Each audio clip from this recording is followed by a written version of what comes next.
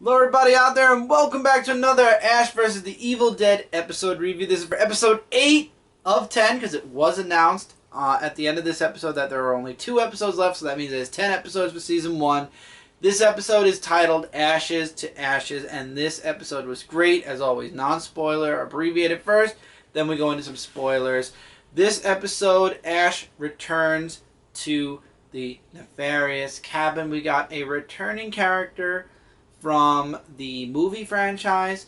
Lucy Lawless's character is completely absent from this episode, makes no appearance, and Pablo and Kelly are completely lost in the woods till the end of the episode. However, Amanda finds Ash and they're at the cabin. There is a really great scene in this episode where Ash goes to the woodshed, and it harkens back to the actual movie. So if you never watched Ash vs. Evil Dead, this episode kind of pays tribute to something that happened in Evil Dead 2. Sorry. So if you didn't see Evil Dead 2, there might be one scene in particular, one place in this episode where you're a bit lost. Things do happen in this episode, and somebody does die. I won't say whom yet, because this is the non-spoiler part. But this is a couple of days later, so hopefully by now you guys have seen the episode. If not, you'll check it out soon. The action has definitely kicked up to high gear, and Ash's hand, there is something that finally happens with Ash's hand.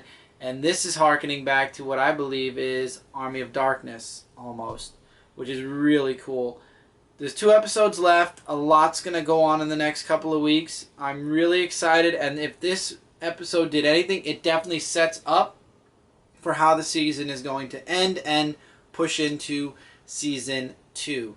Now that's the non-spoiler abbreviated version of this episode. Again, it only takes place in 2 places in the same place, basically. I would recommend checking this out. If you're ready for the spoilers, that's this part. If you did not see this episode yet, pause the video, come back after you watch it, stick this in your watch later pile, and like I said, come back then. Alright, we're in the episode now. Ash returns to the cabin.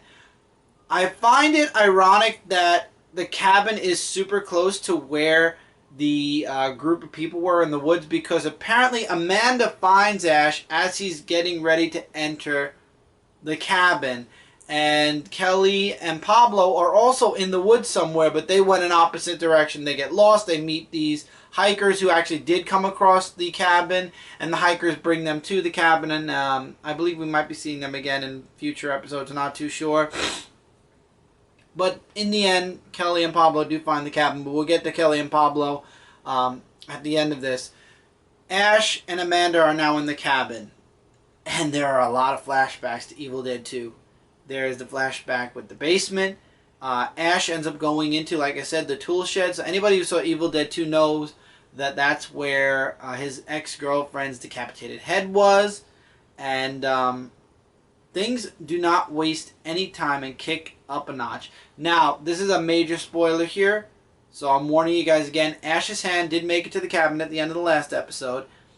And what it did in this episode is kind of going back to what happened in Army of Darkness, where Ash accidentally ate one of those little ashes and then split into a good and evil version. Well, the hand grew a evil version of Ash. So the evil version of Ash is now in the cabin with Amanda.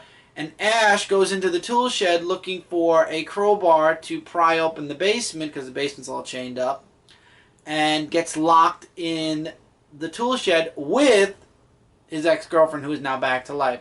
So you got Amanda, who comes across Ash, evil Ash, and as soon as she discovers it's evil Ash, tries to kill him. There's a huge fight there.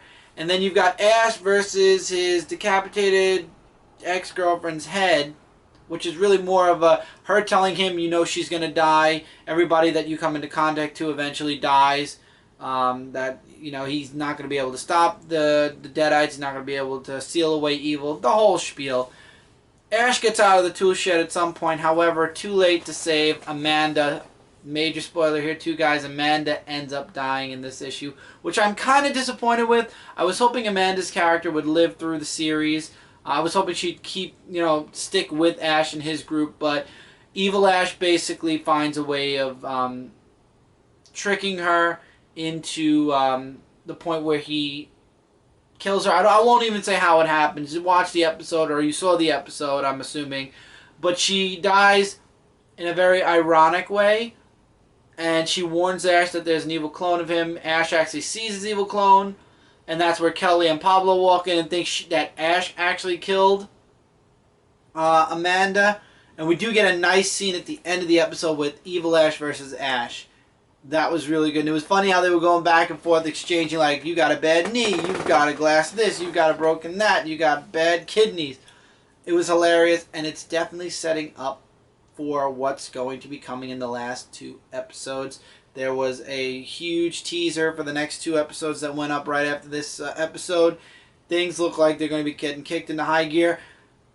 At this point, though, with only 2 episodes left, A, I'm very disappointed they killed Amanda off. I was hoping they'd keep her at least till the season finale. B, Lucy Lawless's character is so underplayed in this season. I hope that she sticks around for season 2, and there's a plot point with her in season 2, because they really didn't do too much with Lucy Lawless's character at all. She literally has been chasing Ash. You get her in 5 to 10 minute intervals per episode, and that's it. That's all. And she's done nothing but chased after Ash this entire time. There's a lingering, like, there's something more to her, but we get to see so little of her that at times I don't even care anymore about Lucy Lawless's character. She's literally become a background character this entire season. She's literally there to say, hi, I'm Lucy Lawless and I'm in this series too, but she's done nothing yet. Will she play a huge role in the last 2 episodes? I hope so, because they need to, she needs to put her character out there, at least in this season, unless she is a major setup, unless this whole season 1 spotlight, like little teasers, lead into season 2. Maybe that's what this is. Maybe they're, showing her in, they're giving us little tidbits of Lucy Lawless, and then they're going to be like, oh, season 2 is where she's going to be the main antagonist, or she's going to team up with Ash, or so. Because I'm telling you the truth, Lucy Lawless's character has done little to nothing in this season thus far. And it's kind of a little annoying, because I was hoping she'd have that interaction with Ash by now. There's only 2 episodes left, and now I want to see more of Ash versus Evil Ash than Ash versus Lucy Lawless. But that's just me. If you guys are enjoying this series, let me know. I'm loving it. This episode kicks it into high gear and sets us up for the grand finale, which is coming in 2 short weeks. Again, sorry this review's a bit late. Holiday season's kicking butt.